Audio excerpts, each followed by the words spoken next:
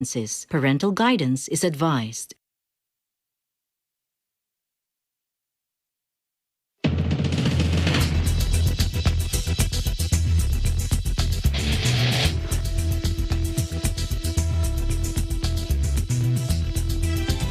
We're working to connect a region of over 600 cultural bridges between our lands.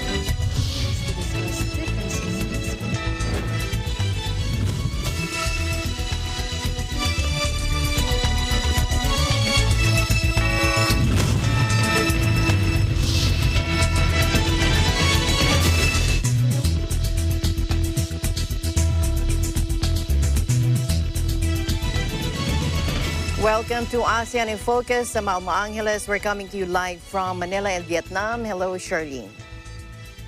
Hello, Alma. I'm Charlene Navaja from your EBC Vietnam Bureau, bringing you the dynamic ASEAN region. On today's headlines. The death toll from the eruption of Indonesia's Mount Semeru has risen to 39, according to authorities, as rescuers scramble to retrieve more bodies under the threat of further volcanic activity. The Department of Health on Wednesday said it has tracked down one of the 8 travelers from South Africa. U.S. Secretary of State Antony Blinken will head to Southeast Asia next week on a tour designed to show the region's importance for the U.S. strategy of confronting China and to further address the worsening crisis in military-ruled Myanmar. And Facebook parent Meta will ban all pages and accounts belonging to Myanmar military-backed businesses, it said, expanding its restraints on the country's armed forces.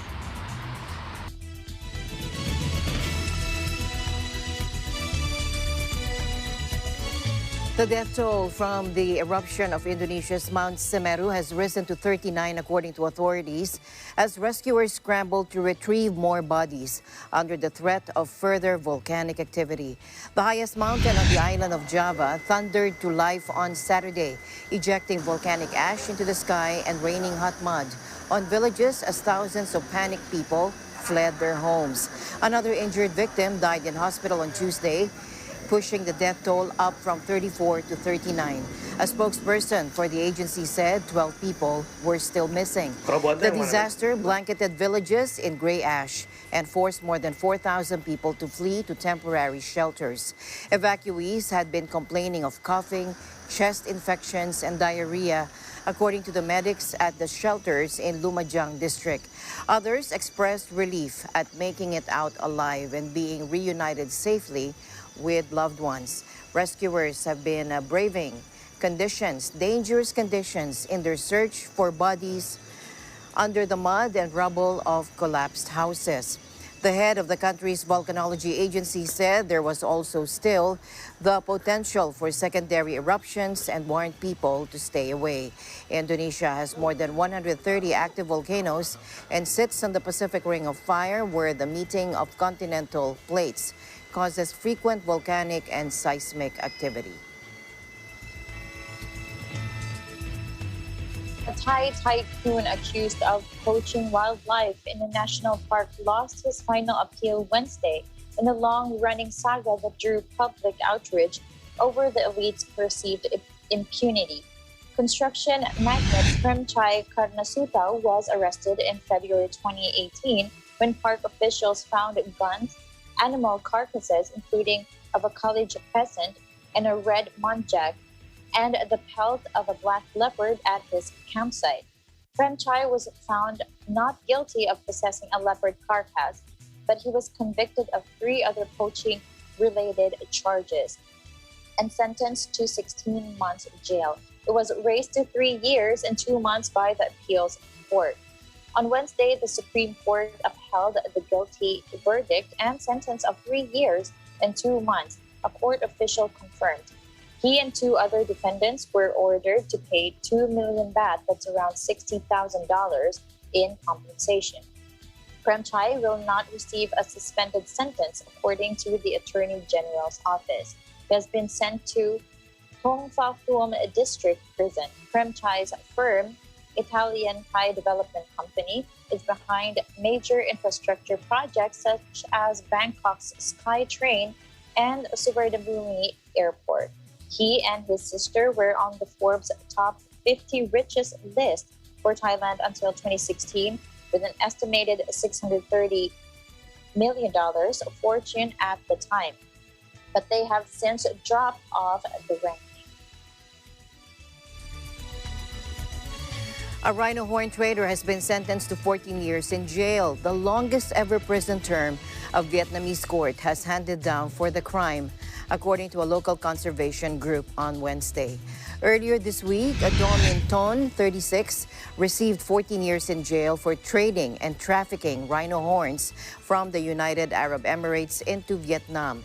It came after a 2019 discovery by customs officials at Hanoi's Noi Bai International Airport of 55 pieces of rhino horn weighing around 125 kilograms in a carefully disguised shipment. The pieces were encased in plaster and police used rods to break the casts apart. According to non-government organization Education for Nature Vietnam, or ENV, the punishment is the toughest to date in the country for crimes relating to rhino horns and the wildlife trade. Vietnam and China remain lucrative markets for elephant tusks, pangolins, tiger parts, and rhino horns. Some believe that rhino horn helps cure diseases and hangovers when ground into powder. And poachers in Africa have decimated wild rhino populations to meet the demand, despite the trade being banned globally since the 1970s. Only about 29,000 rhinos survive in the wild, down from 500,000 at the beginning of the 20th century, according to conservationists. U.S. Secretary of State Antony Blinken will head to Southeast Asia next week on a tour designed to show the region's importance for the U.S. strategy of confronting China and to further address the worsening crisis in military-ruled Myanmar. Blinken will start off his round-the-world journey with a meeting with his G7 colleagues Friday through Sunday in Liverpool, England. The spokesman, Ned Price, said in a statement Wednesday. Blinken will then head to Indonesia, Malaysia, and Thailand to stress the top priority of U.S. foreign policy, which is to challenge an ever more assertive China. The United States accuses China of regional intimidation and pressure, especially in the South China Sea. The Secretary's meetings will focus on strengthening the regional security infrastructure in response to PRC bullying in the South China Sea. Daniel Kritenbrink, Assistant Secretary of State for East Asian and Pacific Affairs, told the reporters using the acronym for the People's Republic of China. Kritenbrink added that Blinken will discuss unilateral PRC actions in the Mekong River, as well as freedom of navigation and freedom of overflight. The Chinese government has come under criticism for building dams upstream on the Mekong River, which affects water levels and fisheries in the neighboring countries. In Jakarta, Blinken will give a speech on the significance of the Indo-Pacific region, while in Kuala Lumpur, he will address the need for the region to remain free and open. In each country, the secretary will reiterate to his counterparts the importance of holding the Burmese military regime to account for its crimes and seeking to restore Burma's path to democracy, Kritenbrink said, using a former name for Myanmar. The United States has repeatedly denounced the February 1st military coup that ousted the civilian government in Myanmar and the jailing of civilian leader Aung San Suu Kyi. Blinken will stop in Hawaii December 17th on his birthday. In other news, Facebook parent Meta will ban all pages and accounts belonging to Myanmar military-backed businesses, it said, expanding its restraints on the country's armed forces. Myanmar's secretive military has extensive business interests with tentacles in industries as diverse as beer, tobacco, transportation, textiles, tourism, and banking. Activists and right groups say they funded crackdowns and abuses even before the February coup that ousted Aung San Suu Kyi and launched a bloody crackdown on dissent. In late February, Facebook removed all accounts linked to the military, also known as the Tatmadaw, citing the junta's use of deadly force against anti-coup demonstrators. It also banned military-linked firms from advertising on its platforms. The pages of Miyawadi Trading Limited, Miyawadi Bank, and Myanmar Beer, all included in the 2019 report, were inaccessible as of Wednesday. A page for a film production company allegedly run by the daughter of Junta Chief Min Aung Hlaing was also blocked. And in the Philippines, where the interagency task force for the management of emerging infectious diseases has placed France on the red list for COVID-19, which means travelers from this country are banned from entering the Philippines due to high risk of infection. Acting presidential spokesperson Cabinet Secretary Carlo Nograles said in a press statement that passengers who have been to France within 14 days immediately preceding arrival in the Philippines and who arrived on or after 12:01 in the morning of December 10 but before 12:01 in the morning of December 13 shall be required to undergo facility-based quarantine for 14 days with a reverse transcription polymerase chain reaction or the RT-PCR test on the 7th day, with day 1 being the date of arrival. Notwithstanding a negative RT-PCR result, the completion of the 14-day quarantine is required. From 12:01 a.m. of December 13 until the end of December 15, entry in any port of the Philippines shall not be allowed for passengers coming from or who have been to France within the last 14 days prior to arrival in the Philippines, regardless of vaccination status. Only Filipinos returning to the country via government-initiated or non-government-initiated repatriation and bayanihan flights may be allowed entry, subject to existing testing and quarantine protocols for red list countries or territories or jurisdictions. Other countries such as South Africa, Botswana, Namibia, Zimbabwe, Lesotho, Eswatini, Mozambique, Austria, the Czech Republic, Hungary, the Netherlands, Switzerland, Belgium, and Italy are on the Philippines red list until December 15. On Wednesday, the U.S. Centers for Disease Control and Prevention moved France to its red list. Also on the red list are Andorra, Cyprus, Jordan, Liechtenstein, Portugal, and Tanzania. France registered a surge in COVID-19 hospitalization as a rise in the new infections in mid-November led to an increase in patient numbers. Meanwhile, Malaysia announced further travel restrictions effective today for the Singapore-Malaysia Vaccinated Travel Lane, or VTL, the Langkawi travel bubble, and travelers from the United Kingdom, the United States, Australia, France, and Norway. Health Minister Khairi Jamaluddin said as of the other day, the UK, US, Australia, France, and Norway have been put on Malaysia's travel list of countries that reported community transmission of the Omicron variant of concern. And according to codeblue.galencenter.org, Malaysians and foreigners arriving in Malaysia from those countries must take an RT-PCR COVID test 2 days before departure, another PCR test upon arrival in Malaysia, as well as wear a digital tracker upon arrival at the international airport. Arrivals from the UK, US, Australia, France, and Norway will be subject to a 7-day or 10-day quarantine depending on one's vaccination status, either at home or at the designated quarantine station. PCR tests are required on day 5 of the 7-day quarantine or on day 8 of the 10-day quarantine. Quarantine may be extended depending on the risk evaluation on the last day of quarantine.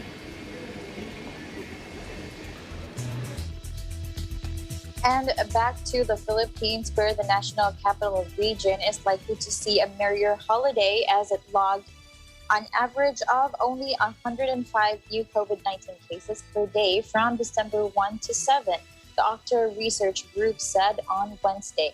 In its latest report, the group noted NCR's average daily attack rate was less than 1 at 0.74 per day for every 100,000 individuals. It said the reproduction number was very low at 0.34, while the test positivity rate was just 1.1%. The NCR and 11 of the 17 local government units comprising it are classified as very low risk for COVID-19. These 11 are the cities of Malabon, Navotas, Caloocan, Valenzuela, Marikina, Manila, Parañaque, Pasay, Las Piñas, Mandaluyong, and the municipality of Pateros.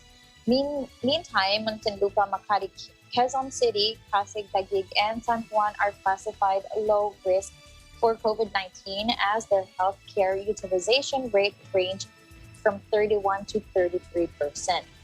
Intensive care unit utilization rate 36 to 67%, and ADAR 1.10 to 1.51.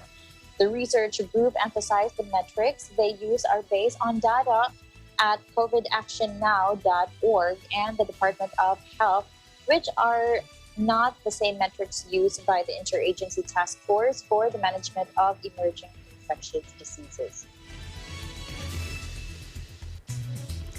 Meanwhile, staying in the country, the Department of Health said it has tracked down one of the 8 travelers from South Africa. The located ROF, or returning overseas Filipino, is currently in home quarantine with negative RT-PCR tests and no symptoms, according to Health Undersecretary Maria Rosario Vergara in a Viber message to reporters. Earlier, the DOH said the unlocated travelers are among the 253 individuals who arrived in the country between November 15 and 29. Vergara noted there are 7 remaining unlocated travelers from South Africa who are all ROFs, and 3 of them gave their agency's contact numbers and not their personal numbers. One traveler provided an incorrect contact number, while one gave an incomplete contact number. Meantime, the 2 other travelers were uncontactable. Vergara said the intentional provision of wrong contact details in health declaration forms is punishable under Republic Act 11332 or the Mandatory Reporting of Notifiable Diseases and Health Events of Public Health Concern Act. She said, quote, "We are continuously getting in touch with our local government units and other partners to be able to contact these individuals," unquote.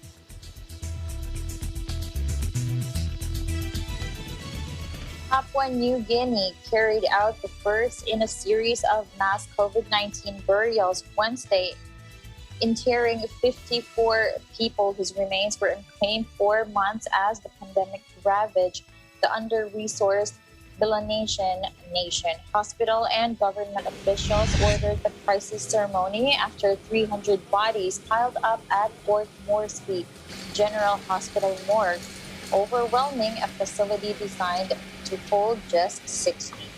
Some remains had been stored there since March as authorities tried to locate loved ones and secure scarce funding to carry out the last rites. Officially, it has detected about 35,000 cases in a population of close to 9 million. But data from 700 clinics around the country showed that 2.6 million people, more than a quarter of the population, presented with flu or pneumonia-like symptoms between March 2020 and September this year. Shirley and I will be back here on ASEAN in Focus right after this break.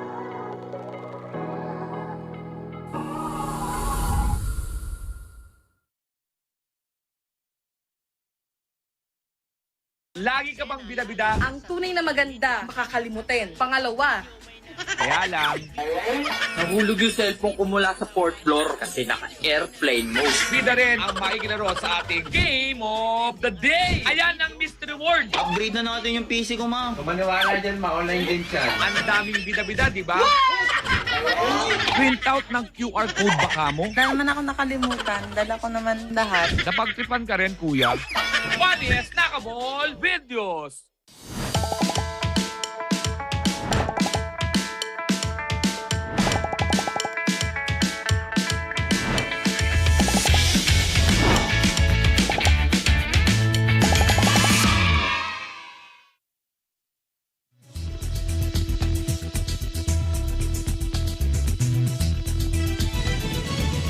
Welcome back. Former Malaysian leader Najib Razak lost his appeal against a corruption conviction and 12-year jail term Wednesday, with the judge branding his actions a national embarrassment, but allowing him to remain free. The 68-year-old was found guilty on all counts last year in the first of several trials he's facing related to the looting of the One Malaysia Development Berhad, or 1MDB, sovereign wealth fund. Najib and his cronies were accused of stealing billions of dollars from the investment vehicle, with the allegations contributing to his long-ruling coalition's ejection from power back in 2018. The former prime minister's first trial was related to the transfer of 42 million ringgit, or 9.9 million US dollars, from a former 1MDB unit to his bank accounts. Najib, who has remained free on bail, denies any wrongdoing, but the Court of Appeal upheld his conviction on charges including money laundering and abuse of power. Judge Abdul Karim Abdul Jalil rejected the defense's argument that some of Najib's actions were in the national interest. Judge Karim also rejected Najib's defense that he believed the cash was a donation from Saudi royalty, saying there was no evidence for the claim.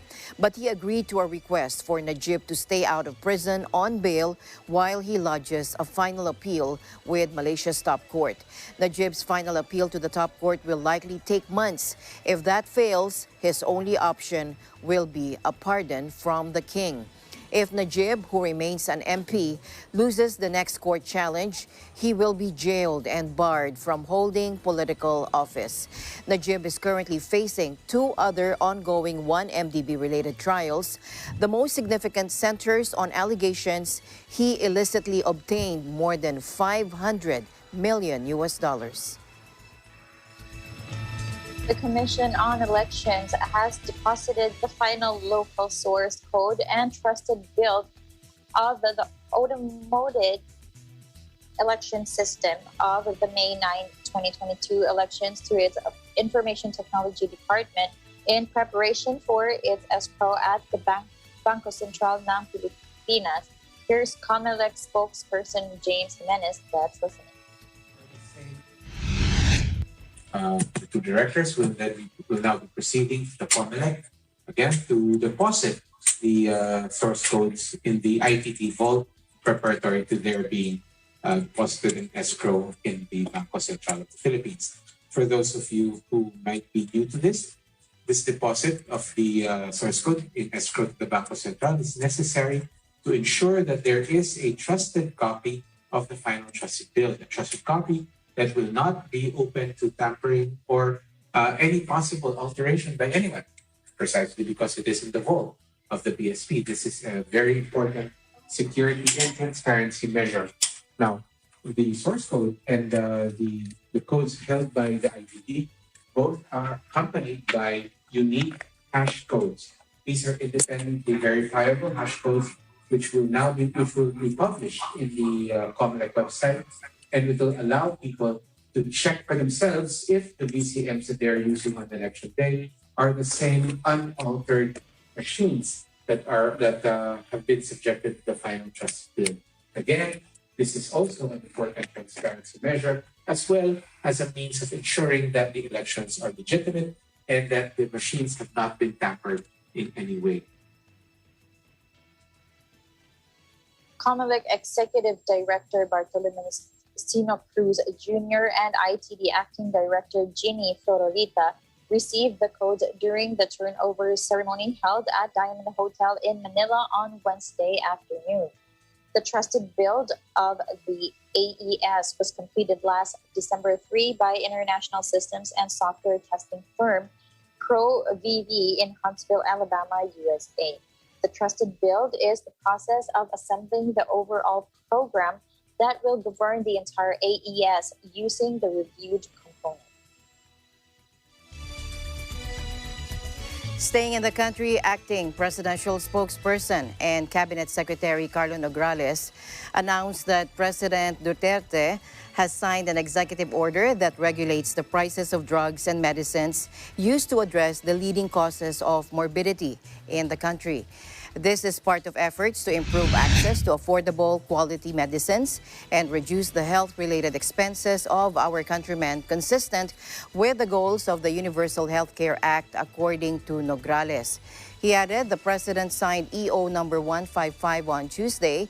The issue states that price regulation via maximum retail price and or maximum wholesale price, or MW, will be imposed on 34 drug molecules and 71 drug formulas used in agents affecting bone metabolism, analgesics, anesthetics, anti-angina, anti-arrhythmics, anti-asthma and chronic obstructive pulmonary disease medicines, antibiotics, anticoagulants, anticonvulsants, anti-diabetic drugs, antidiuretics, and antiemetics. Also covered by the EO are drug molecules and formulas utilized in anti-glaucoma, anti-hypercholesterolemia medicines, anti-hypertensive medicines, anti-neoplastic, anti-cancer medicines, anti-Parkinson's disease drugs, drugs for overactive bladders, growth hormone inhibitors, immunosuppressant drugs, iron chelating agents, and psoriasis, seborrhea,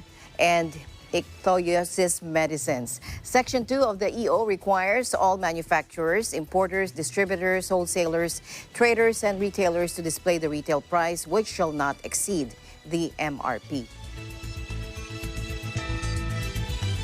And also in the Philippines, where the Department of Energy Secretary Alfonso Cruz's legal camp is standing by the libel case filed by the Secretary against several news organizations.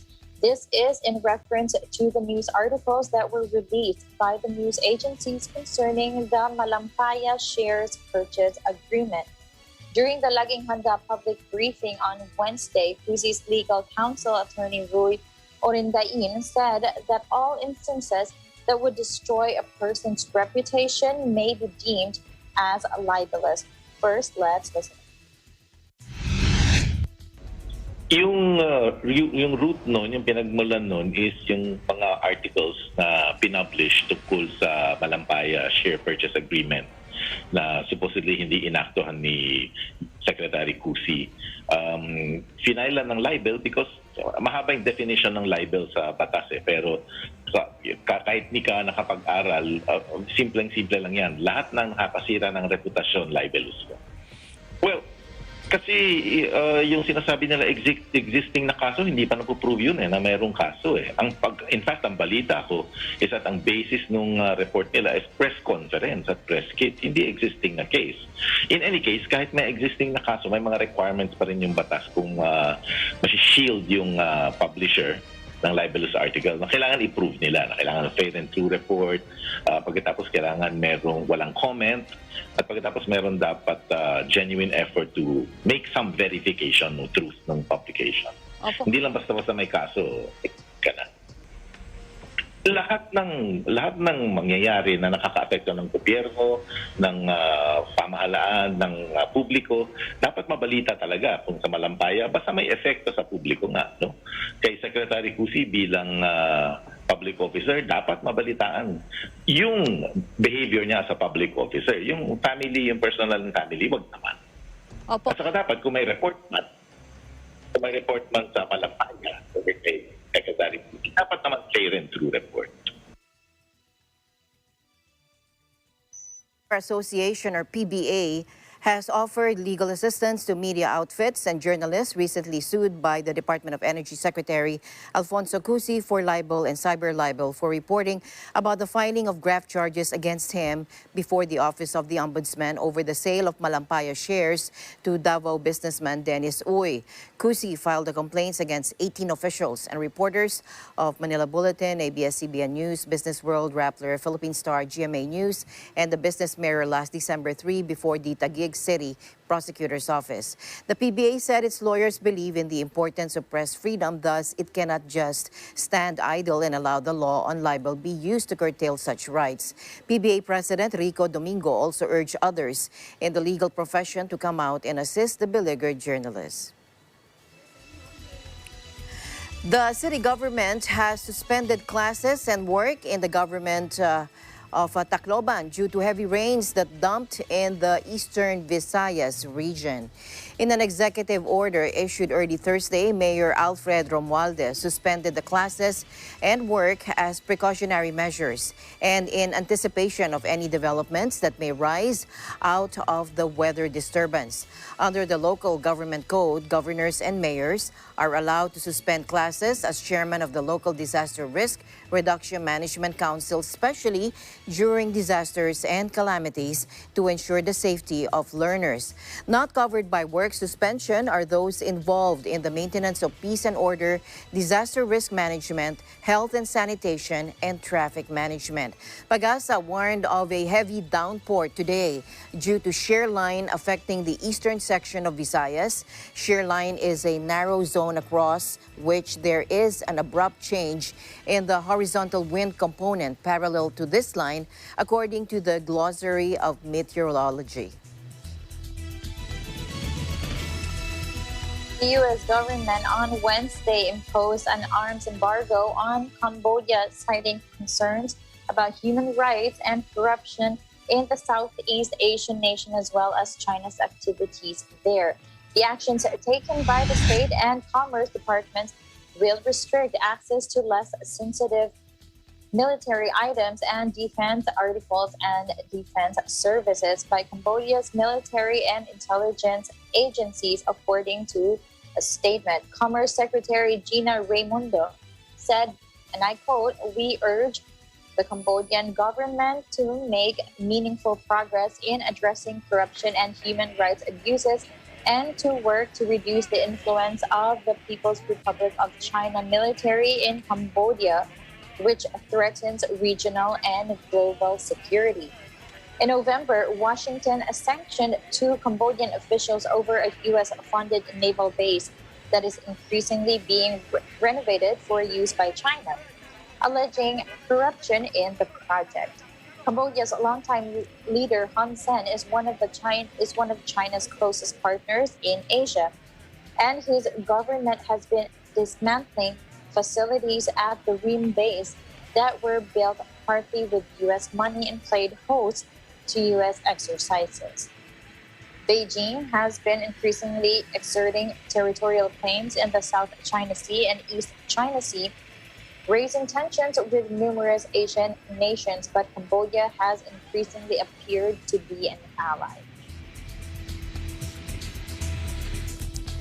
In other news, 2 Nigerians were arrested by Thai border security forces yesterday after they slipped across the Thai-Cambodian border into Ta Praya district of the eastern province of Sa Kaeo, reportedly to apply for passports in Thailand.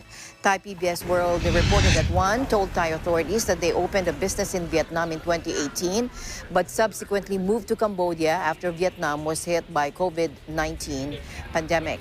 After operating a clothes store in Cambodia for 2 years, one of them lost their passport but could not apply for a new one because there is no Nigerian consular office in Cambodia. So both decided to come to Thailand. The 2 illegal immigrants passed body temperature checks, though, and they were sent to the Ta Praya District Police Station pending prosecution. The Thai government has ordered security to be beefed up at the borders to stop the entry of illegal immigrants, fearing that they may bring the COVID-19 Omicron variant into the country. And ASEAN in Focus, we'll be right back.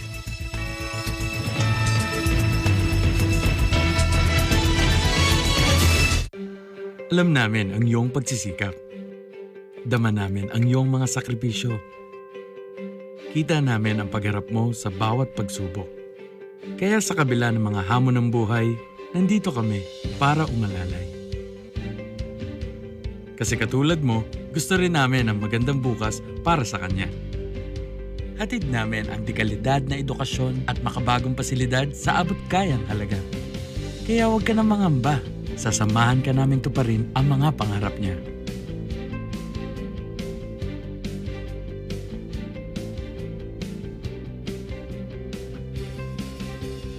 Maaasahan mong sulit dito ang mga pinagsikapan mo. Sa aming mga makabagong pasilidad at sistema ng edukasyon. May lalabas natin ang aking talino at mga kakayahan niya. Kahit sa munting halaga, makakasiguro ka na makakasabay siya sa mabilis na pag-ikot ng mundo. Sa New Era, karamay mo kami sa bawat hamon. Kaagapay mo kami sa bawat hakbang. Kasama mo kami sa bawat ngiti at tagumpay.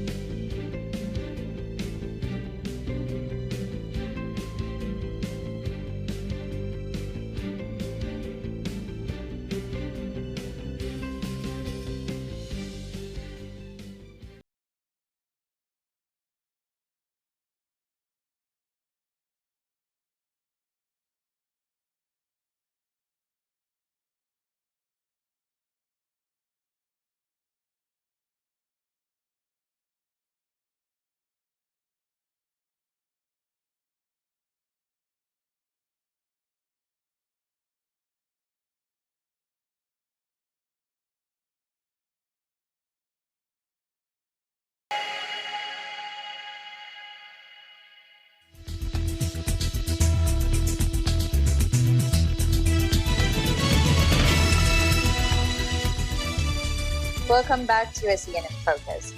The World Bank has upgraded its economic outlook for the Philippines this year to 5.3%, higher than its projection in September at 4.3%. The World Bank revised its growth upward after observing that the economy grew in the first 3 quarters of this year, despite the reimposition of the most stringent community quarantine in late March and early August. World Bank Country Director for Brunei, Malaysia, Philippines, and Thailand, Ami Diop, said in a virtual briefing Tuesday that in the first 3 quarters of the year, the Philippine economy grew by 4.9% from a 10.1% contraction in the same period in 2020. The World Bank's outlook for the country in 2022 and 2023 is higher at 5.8%. The economic growth for the next 2 years will be driven by consumption, infrastructure, spending, vaccination, and revival of the businesses. However, Diop said a potential new wave of infection in the future remains a key risk to economic growth. He added, even countries with high vaccination rates are still experiencing surges due to new strains of COVID-19, that vaccination manages the severity of cases and mortality due to the virus. Asian stocks today made broad gains in early Thursday trade following another strong lead from Wall Street as the Omicron coronavirus variant fears lessened. In Hong Kong, the Hang Seng Index was up 1.02%, though Tokyo dipped into negative territory. After a roller coaster ride since Omicron first emerged last month, investors are now optimistic about the outlook in the run-up to December 25. Drug makers BioNTech and Pfizer have said a third shot of their vaccine is effective at guarding against the new strain, while a 2-dose regime will leave Omicron not sufficiently neutralized. Patrick J. O'Hare at thebriefing.com said the emerging information about the variant was likely to was likely to turn the market's focus back to the shift in monetary policy by the U.S. Fed Reserve. Now, in mainland China, Shanghai and Shenzhen were up. Jakarta, Singapore, and Seoul were also marginally up, while Wellington was slightly down. Early data indicates the Omicron variant of COVID-19 may more easily reinfect people who have already had the virus or been vaccinated than previous variants, but could also cause milder disease. World Health Organization Chief Tedros Adhanom Ghebreyesus tells reporters in Geneva. Let's take a look. Emerging data from South Africa suggests increased risk of reinfection with Omicron, but more data are needed to draw firmer conclusions. There is also some evidence that Omicron causes milder disease than Delta. But again, it's still too early to be definitive. The Omicron variant has now been reported in 57 countries, and we expect that number to continue growing. Certain features of Omicron, including its global spread and large number of mutations, suggest it could have a major impact on the course of the pandemic. As well as that, more transmissible does not mean more virulent or more lethal. Yes, if we allow the virus to transmit unchecked, it will generate more. We saw that with Delta before and with other variants. If they're allowed to spread unchecked, even though they're not individually more virulent or lethal, they just generate more cases, they put pressure on the health system, and more people die. That's what we can avoid. We have some information on severity, but we don't have the full picture yet. It will take some time for us to understand the true severity of Omicron as it compares to other variants that are circulating. We certainly have information from South Africa that many of the patients that are identified with Omicron have a more mild course of disease. But it does take time for people to go through the full course of their infection, the full course of their disease. And we have such great vaccines available. And even with Omicron, I don't think anybody expects that the vaccine is going to, even in a worst case scenario, would have no effect on the variant. So I think it's really important for everybody to understand that as we're talking about Omicron and the vaccines, we're talking about what adjustments there are, what changes there might be, but we're not talking about vaccines that would become ineffective entirely.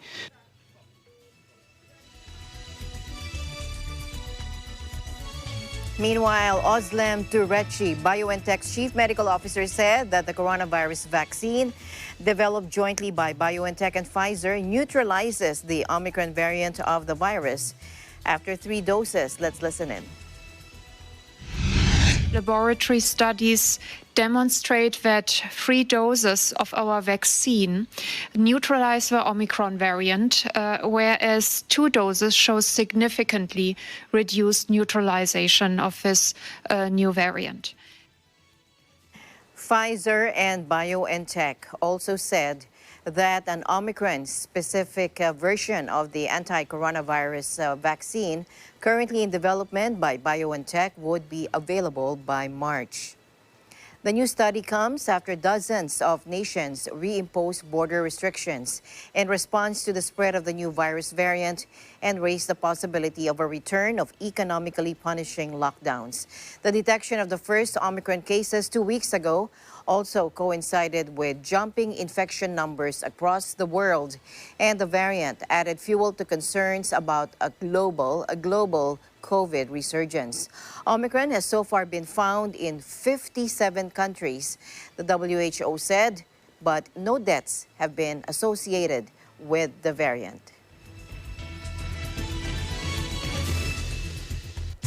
And that's all the time we have for you. Thank you so much, Charlene, for keeping me company today here in ASEAN in Focus.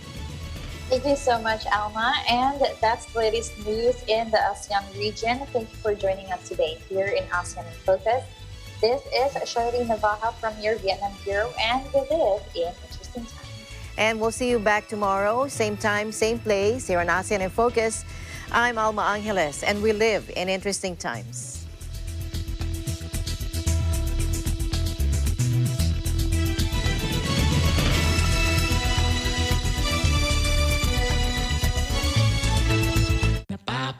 Tingnan ninyo, lumiliwanag ang mundo pag magkasama tayo. Life is so much sweeter, everything feels better pag tayong lahat ay together. Let's have fun together, let's play together, kumain, magluto, matuto together, tawanan together, hawak kamay together, we'll be there for each other, we're stronger together.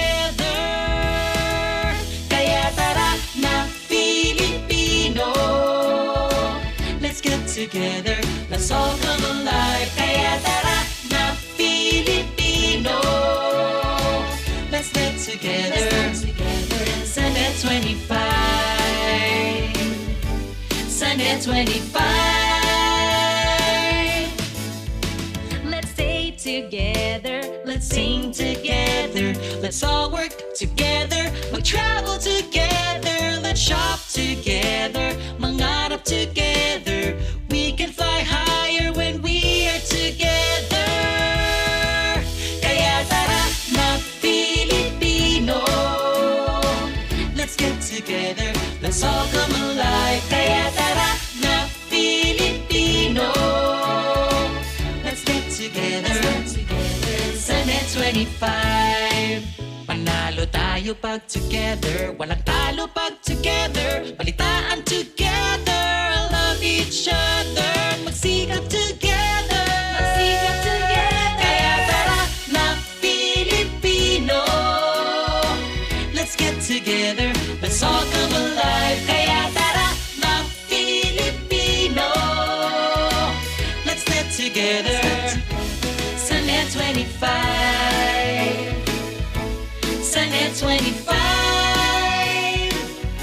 Sunday 25, let's get together, Sunday 25.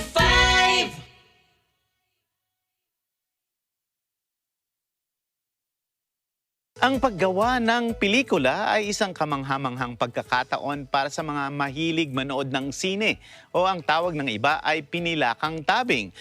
But as they say, it is another thing to create a filmmaking business that makes money.